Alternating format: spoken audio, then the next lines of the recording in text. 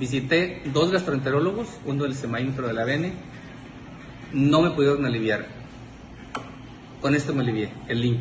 No sé qué contenga ni nada, eso ya lo van a ver en la página, pero de que se los firmo donde quiera. Me alivié. Reflujo, gases, no me dejaban dormir, tenía problemas hasta con mi pareja, ¿sí?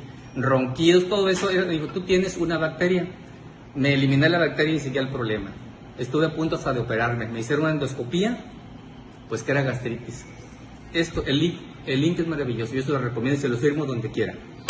¿Y cuánto tiempo tienes tomándolo? 15 días y voy excelentemente al baño y no tengo gastritis, ni agruras, ni nada.